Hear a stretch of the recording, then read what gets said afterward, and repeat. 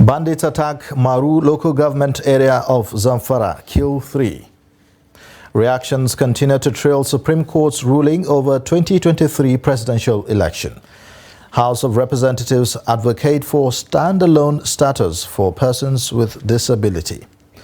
Away from Nigeria, unidentified drone injures 6 in Egyptian border town. These are the headlines on Trust TV News Update at this hour. I am Ayuba Ilya. Thanks for joining.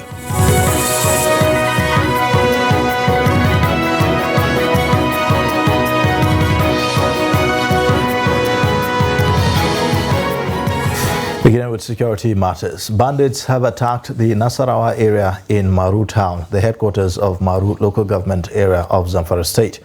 The bandits in large numbers stormed the area in the early hours of Friday, shooting sporadically to scare residents. Reports say the troops of Operation Hadarin Daji responded swiftly to a distress call by residents and engaged the terrorists in a heavy gun duel that lasted for over 2 hours. 3 persons were reportedly killed, including an aged man identified as Malam Isa. On Thursday, the defense headquarters said the troops have eliminated more than 100 terrorists in airstrikes carried out by the Nigerian Air Force on the border between Niger and Zamfara state.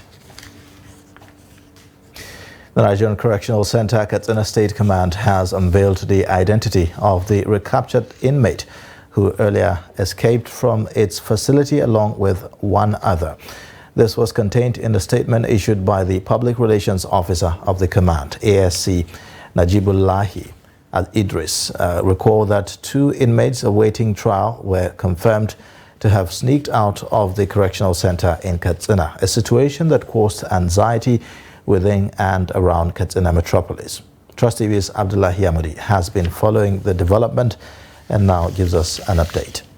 Well, the main suspect, Abakala, who was said to have escaped from Katsina Correctional Facility while awaiting trial, has been rearrested.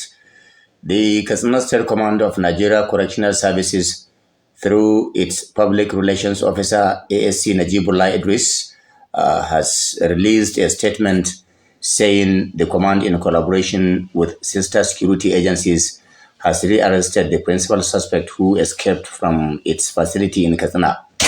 However, the statement is not clear about where Abakala was found and rearrested. The statement also added that the command is using e-tracking devices to enable it to recapture the other fleeing suspect. And it could be recalled that even in my first report, the Katsina State Controller of Correctional Services did mention that 1 suspect was rearrested, but he was not specific on who the recaptured person was.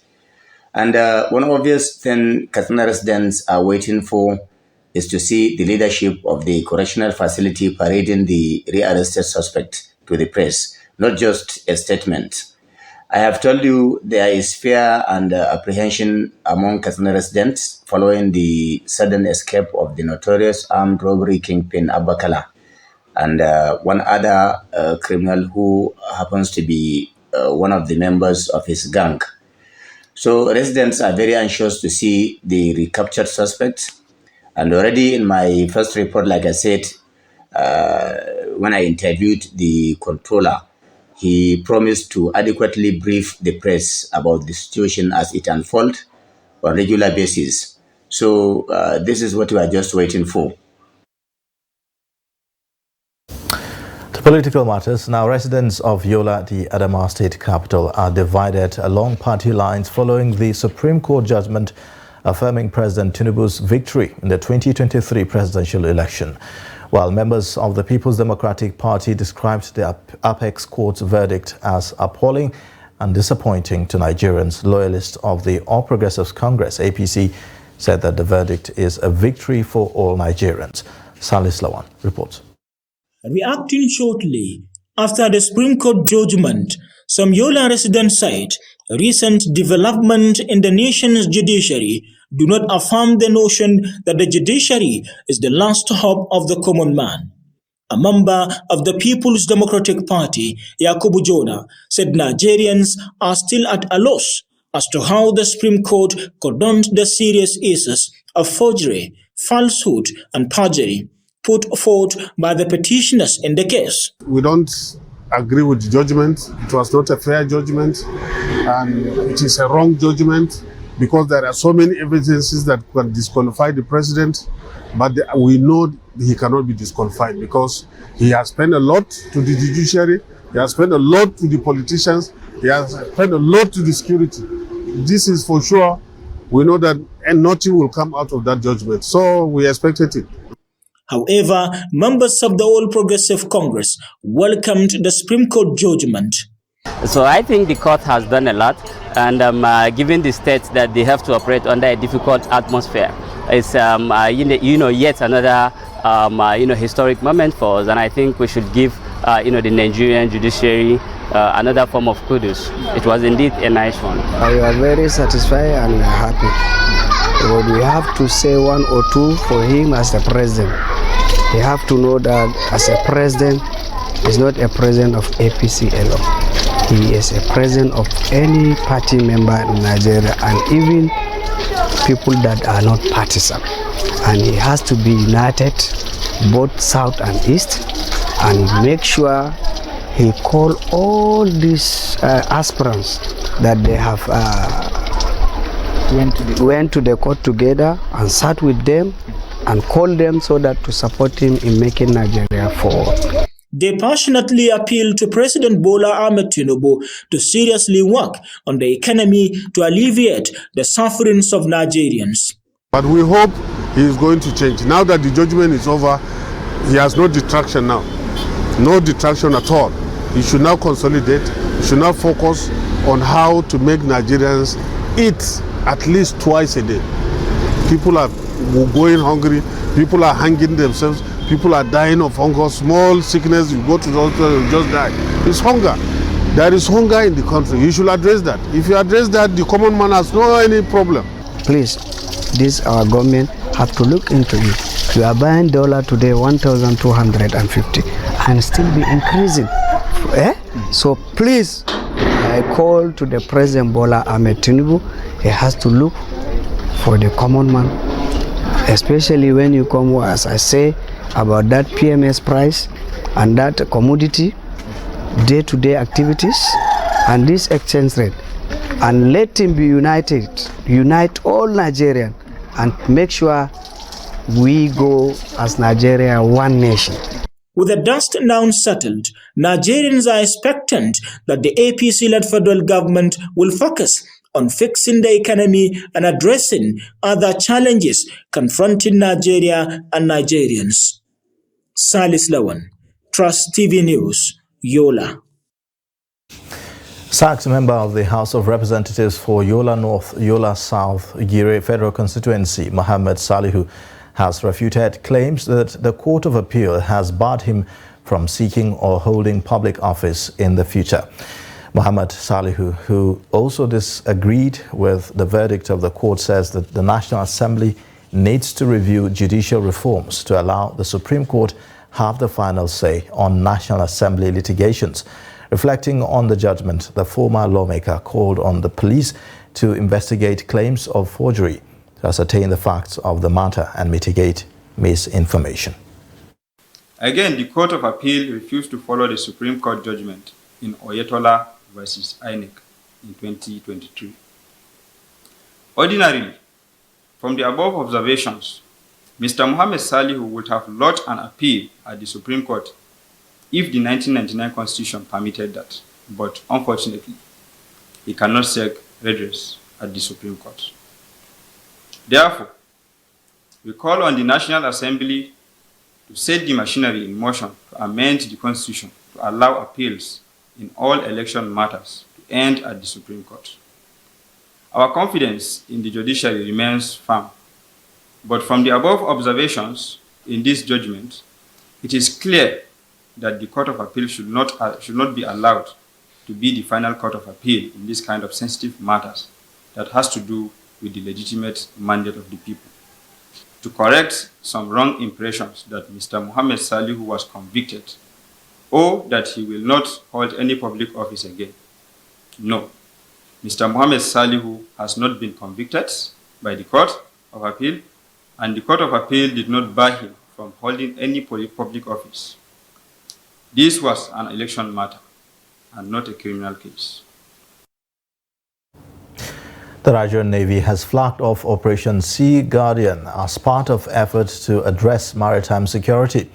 The exercise is aimed at tackling security threats within the nation's maritime domain and around the Gulf of Guinea. The report. The Chief of Naval Staff, Vice Admiral Emmanuel Ogala, who flagged off the exercise, said it would foster cooperation among the Central and the Eastern Naval Commands, who are collaborating to carry out the exercise. Represented by Rear Admiral Zakaria Mohammed, the Chief Training and Operations Officer at the Naval Headquarters, Ogala said at the end of the exercise, insecurity in the waterways would reduce to its minimum. Earlier, the flag officer commanding Central Naval Command, Omar Chugali, had warned criminals to stay away from the Nigerian maritime space. The call to them is that zero tolerance to piracy, sea robbery, crude oil theft, and any other activity that is making the maritime environment unsafe. We are out for them, and definitely it is our mandate we must achieve. Constantly, we check on ourselves, we police ourselves, and any erring officer is disciplined and taken out of the service accordingly. So we are doing our best to present the best foot forward in our deployments, both of personnel and of assets. Chugali called on community leaders, youth and individuals where illegal refining is ongoing to collaborate with security agencies to curb crude oil theft in the Niger Delta region. The House of Representatives has called on the Ministry of Humanitarian Affairs and Poverty Alleviation to create a standalone status for persons with disability in every program of the ministry and review the National Social Register to accommodate persons with disability. The House also called on all the state and local governments in Nigeria to include persons with disability in every program of the state. This resolution followed a motion of urgent public importance moved by Bashiru Daudu, representing Oshodi, Isolo Federal Constituency 1, Lagos State. Daudu noted that Discrimination Against Persons with Disability Act 2018 was assented into law by former President Muhammadu Buhari in 2019. Also disturbed that most poverty alleviation programs carried out by many states governments excluded persons with disabilities. Further disturbed that the failure to involve persons with disability in the poverty alleviation programs leads to persistent poverty and further widening the socio-economic inequality of Nigeria. Still from the Green Chambers, where on Thursday it mandated its Committee on Aviation to investigate the hike in international flight fares and poor service delivery by international airlines operating in Nigeria.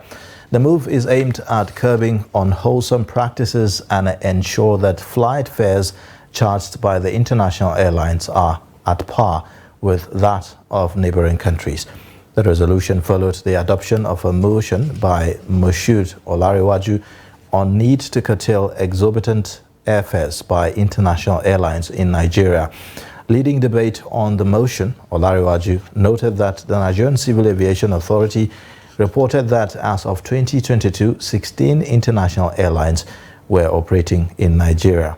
He also notes that in 2023, international passenger traffic has grown massively from the 3,503,692 that was recorded in 2022 and has continued to grow rapidly, especially with outbound international travelers. He, however, raised concerns that international airlines are taking undue advantage of the surge in international passenger traffic to charge exorbitantly for flights and cashing out on Nigerians. You're watching the news update on Trust TV. Coming up shortly, we'll take a look at how school fees hike ignite withdrawal of school pupils in Borno. Details and more after the break. Hello and welcome to Creative Lounge on Trust TV. My name is Ahmed Mohammed Bello and I'm going to be taking you through my journey as an artist.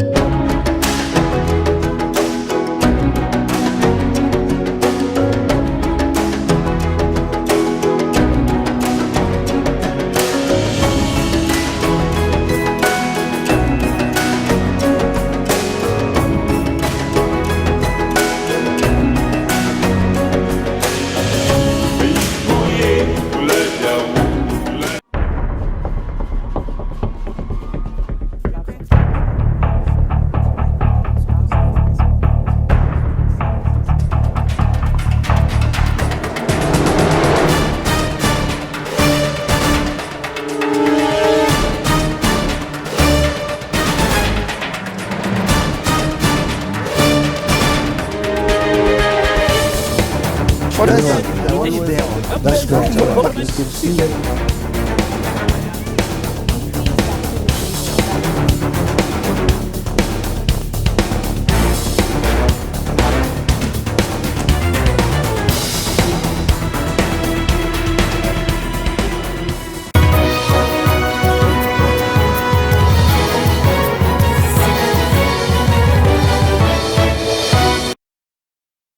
Welcome back. You're watching the news update on Trust TV. Here's a recap of our top stories.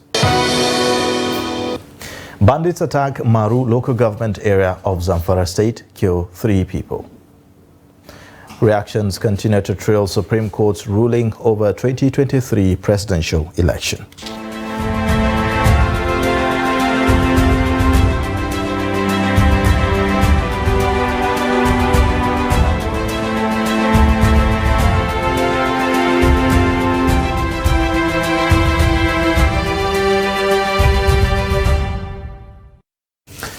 In other news now, the economic hardship experienced in the country has forced some Nigerians to withdraw their awards from school following an increment in fees. Trust TV's Bitrus Kuruti, who spoke to some parents in Maiduguri, said that the current economic hardship in the country is a struggle for survival for them first, while every other thing is secondary.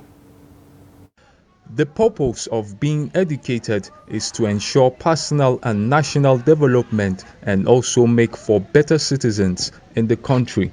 It is also to help people earn a living through decent jobs. Over time, there have been global calls to make education accessible and affordable for children. However, the present economic state of the country and the hike in school fees is making it difficult for some parents to further their children's education. Abiso Marte, a father of 6, says he couldn't afford the reviewed fees and as such decided to withdraw them from school.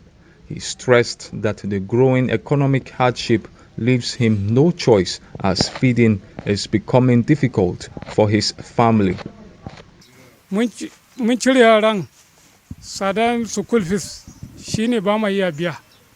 had to withdraw them from school because of the high cost of school fees.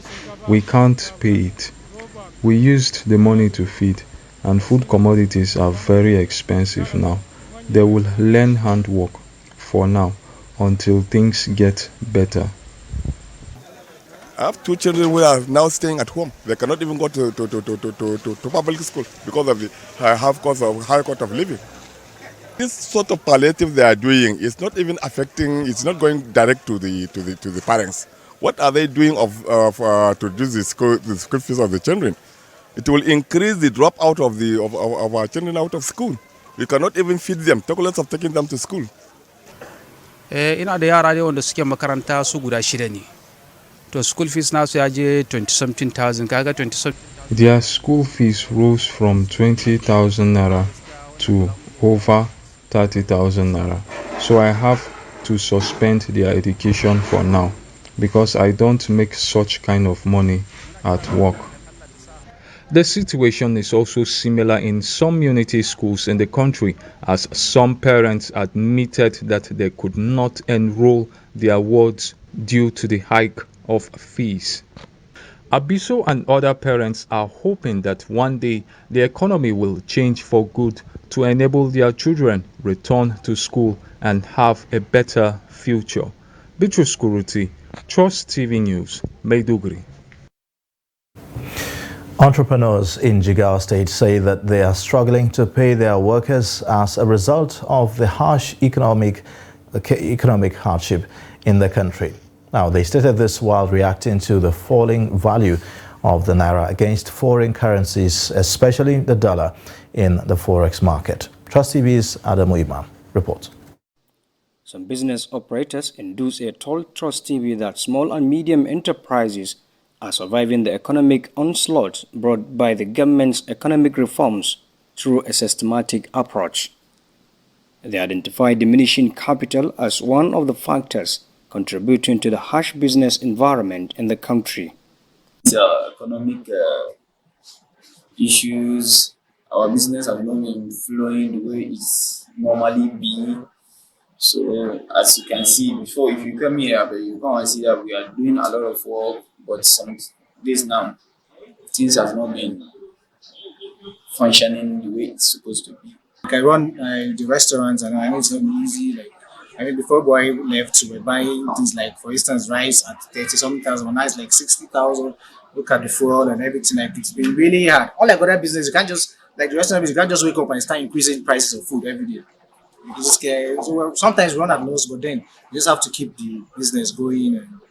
According to them, they cannot maintain their workers' monthly obligations with the rising cost of food items in the market.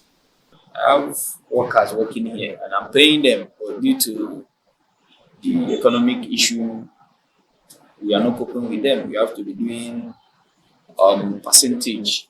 We pay based on percentage.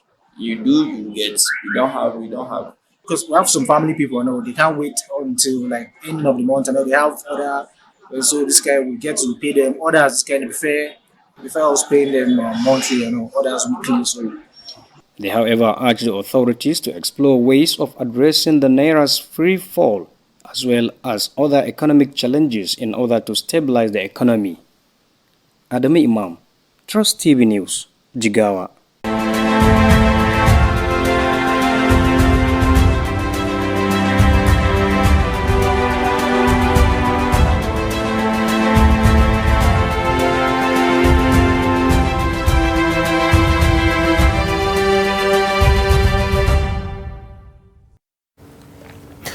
Now, on the foreign scene, 6 people were injured when a drone crashed early Friday into the Egyptian town of Taba, which borders Israel, a country at war with Palestinian Hamas in the Gaza Strip, the Egyptian army reported. The army spokesperson said that an unidentified drone crashed on the outskirts of a building adjacent to Taba Hospital on Friday, causing 6 minor injuries. Witnesses confirmed to AFP that the projectile had hit a hospital annex in this Red Sea town of the northeastern tip of Sinai, where there is a border crossing with Israel.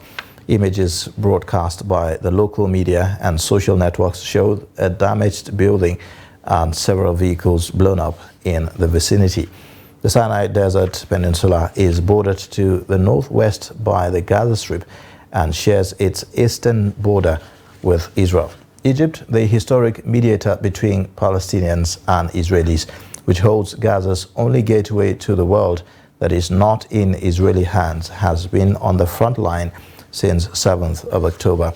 On that day, Hamas carried out an unprecedented surprise attack on Israeli soil that has since claimed more than 1,400 lives. In retaliation, Israel is now relentlessly bombing the Gaza Strip, killing around 7,000 people, according to the local authorities. Hamas, which is in power in Gaza, like other Palestinian armed groups, regularly fires barrages of rockets into Israeli territory. And in sports news, president of the Tunisian Football Federation, Wadi Al-Jari, has been arrested on suspicion of financial corruption. Tunisian officials confirmed his arrest, saying that the arrest of Al-Jari was due to financial corruption and an improper contract between the Football Federation and its technical director.